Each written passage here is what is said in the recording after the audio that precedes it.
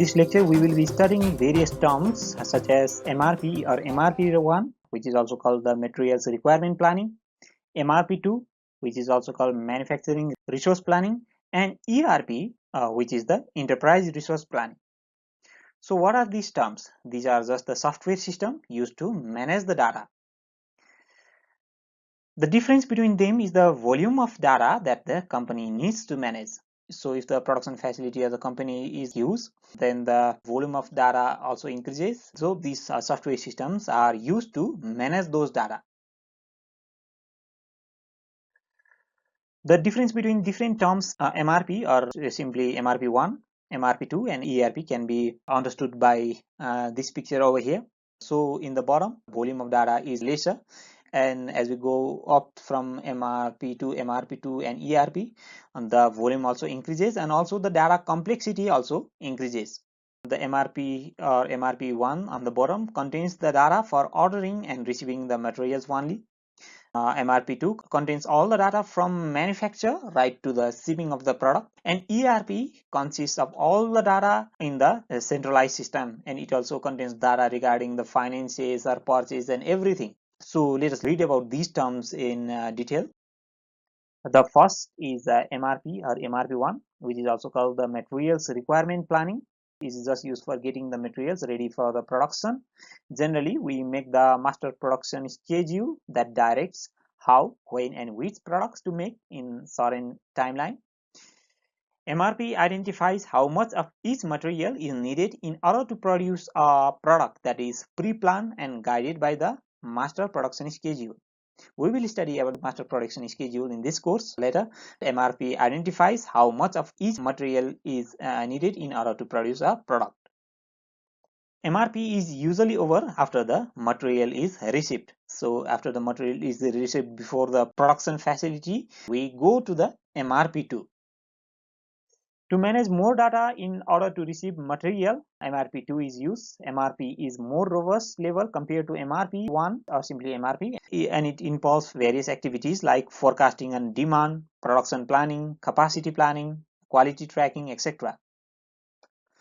The manufacturing resource planning involves all the plan of the actual production of the plant floor and even extends the value stream from manufacturing to the shipping stage. The third one, enterprise resource planning, is where all the corporate data is stored. It has to involve everything from purchase, finance, production plan, and everything.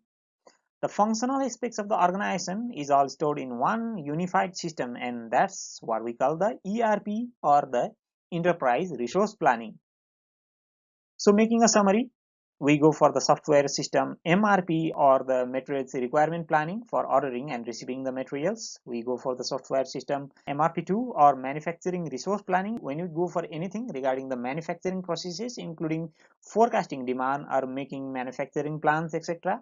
And we go for the software system ERP when we want to store all the corporate or organizational information. It also includes the financial information. Let us understand these terms with the help of case study. Suppose you start a small handmade cosmetic product, home cosmetics, and sell the cosmetic product in the local market. One day you got the contract from the bigger company, and now you are having a hard time to manage the volume of contract in order to order the necessary raw material and receive them in time. Which of the planning system do you choose? MRP, MRP2, or the ERP? Here, the bigger company is just asking for the finished cosmetic product. They aren't asking you any document or anything extra.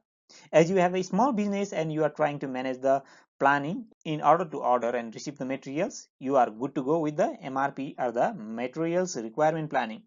That means you are using MRP here just to keep the data and track of ordering and receiving the materials.